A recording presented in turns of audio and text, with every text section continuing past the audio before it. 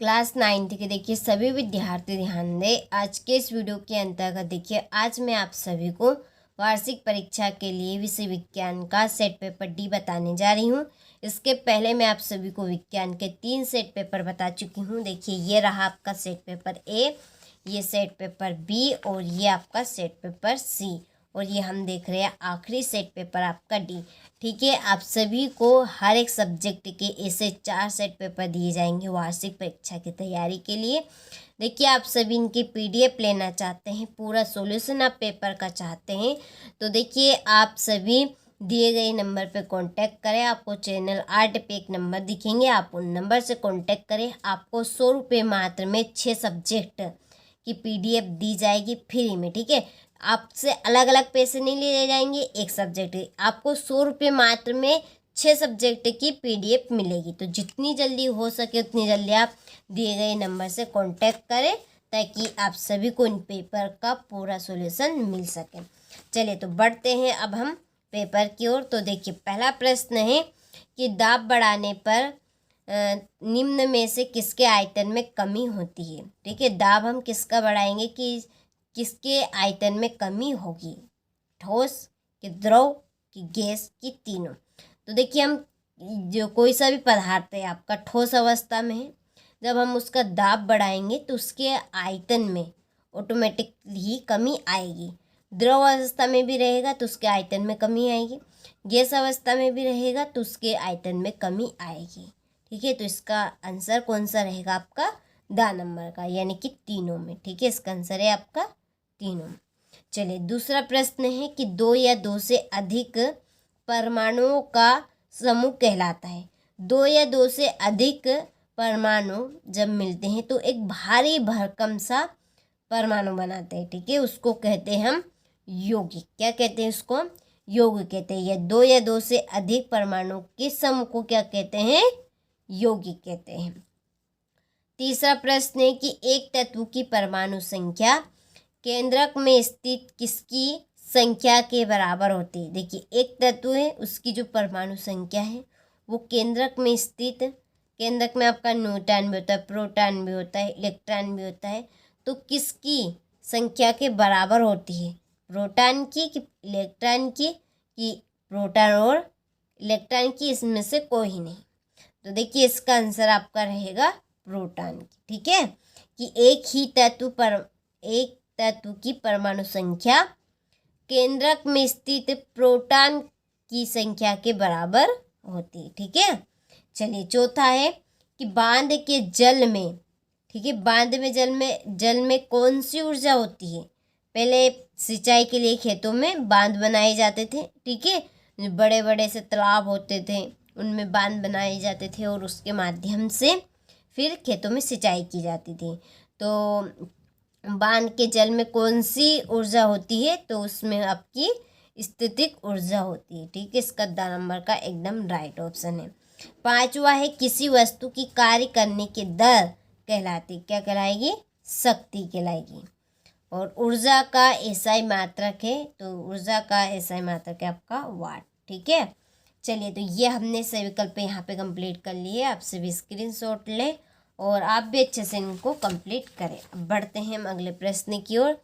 तो देखिए अगला हमारा है कि डेडेडेस एक ही तत्व के परमाणु है जिनकी द्रव्यमान संख्या भिन्न भिन्न होती है। तो इसका आंसर आपका आएगा समस्थानिक।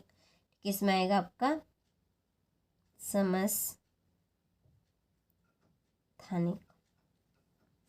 समस्थानिक। डेडेडेस सभी जीवों की मूलभूत इकाई है। क्या है मूलभूत इकाई? कोशिका।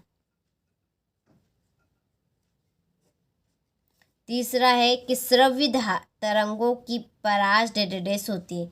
तो 20 हर्ट्ज से, इसको बोलेंगे 20 हर्ट्ज से 20,000 हर्ट्ज तक। ठीक है, और चौथा है ठोसों की अपेक्षा द्रव में विसरण की दर डेडेडेस होती है। इसका आंसर रहेगा आपका अधिक। बर्फ का गलनांक डेडेडेस केल्विन होता है। कितना?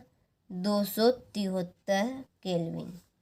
और पदार्थों में संपीड़ितता का गुण डैश अवस्था में अधिक होता है। कौन सी अवस्था में? गैसीय अवस्था में। ठीक है, चलिए तो आप सभी स्क्रीनशॉट ले लीजिए और कंप्लीट कर लीजिए। अब देखते हैं हम अगला प्रश्न। तो देखिए क्वेश्चन नंबर 3 है हमारा, सही जोड़ी लिखिए। तो यहाँ पर मैंने जोड़ी के नंबर डाल दिए हैं। मैं एक बार मिलान कर लेते हैं इनका। तो देखिए पहली जोड़ी है रेखित पेशी, इसकी जोड़ी आपकी लगेगी ऐच्छिक पेशी। दूसरी है कार्य की इकाई, कार्य की इकाई क्या है? जूल है। तीसरी वेग परिवर्तन की दर, तो यह है आपकी अवश्रव्य ध्वनियाँ। चौथी है 20 हर्ट्ज से कम की आवृत्ति, तो यह है न्यूरॉन। उर्वरक की आपकी जोड़ी लगेगी NPK। और छठी है तंत्रिका ऊतक, इसकी जोड़ी है आपकी त्वरण। ठीक है, तो इस तरह से हमने जोड़ी कंप्लीट कर ली है। आप सभी स्क्रीनशॉट अच्छे से ले और आप भी अच्छे से इनको कंप्लीट करें। अब बढ़ते हम एक वाक्य में उत्तर की ओर। तो देखिए पहला है कि ककड़नाथ किस जंतु की नस्ल है? तो ये आपकी मुर्गी की। ठीक है, दूसरी है आत्मघाती थैली किसे कहते हैं? तो इसका आंसर रहेगा आपका लाइसोसोम।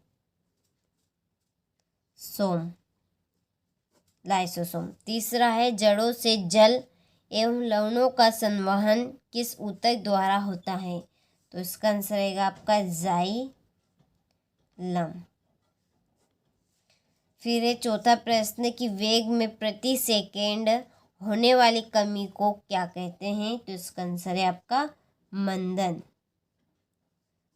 कहते हैं। ठीक है, और पांचवा है सरल आवर्त गति का एक उदाहरण दीजिए। तो इसका आंसर है आपका घड़ी की पेंडुलन। ठीक है, और पांचवा है गोखरू, गाजर और घास मोथा किसके उदाहरण है? तो ये आपके खरपतवार के।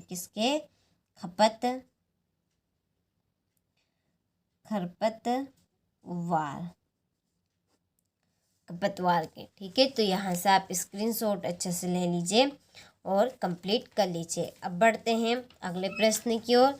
तो देखिए हमारा अगला प्रश्न है सत्य। तो पहला है अणुओं के बीच स्थान ठोसों में अधिकतम होता है, तो ये आपका सत्य कि असत्य है? तो ये आपका है असत्य। ठीक है, ये आएगा असत्य। दूसरा है निलंबन के कण फिल्टर पेपर से नहीं निकलते, तो ये बात सत्य है। और संयोजकता परमाणु की संयोजन शक्ति होती है, तो ये भी आपका सत्य है। रक्त एवं प्लाज्मा संवहन संयोजी ऊतक होते हैं, तो ये भी सत्य है। इसके बाद में है बल एक अदिश राशि है, तो ये असत्य है, सदिश राशि है। गेहूं, चना, मटर, सरसों तथा असली खरीफ की फसल है, तो ये असत्य है। ठीक है, चलिए तो स्क्रीनशॉट आप ले लीजिए और कंप्लीट कर लीजिए। अब बढ़ते हैं हम प्रश्न की ओर। तो देखिए छठा प्रश्न है गर्म शुष्क दिन में रेगिस्तानी कूलर अधिक ठंडा क्यों रहता है? इसके बाद में निक्षेपण किसे कहते हैं? कुलाइडी की उदाहरण सहित व्याख्या कीजिए। इसके बाद में केनाल किन्नी क्या है? रदरफोर्ड का परमाणु मॉडल को चित्र सहित समझाइए। और फिर है हृदय पेशी का नामक चित्र बनाइए। ठीक है, ये आप सभी इनका सॉल्यूशन लेना चाहते हैं तो दिए गए नंबर से आप कांटेक्ट करें। ठीक है, जल्द से आपको वहाँ से पूरी डिटेल मिल जाएगी और आपको PDF मिल जाएगी इनकी। तो देखिए ये हमारा क्वेश्चन नंबर 15 है, घर्षण से क्या हानियाँ हैं? द्रव्यमान एवं भार में कोई दो अंतर। उत्प्लावकता से आप क्या समझते हैं? अर्धसूत्र विभाजन क्या है?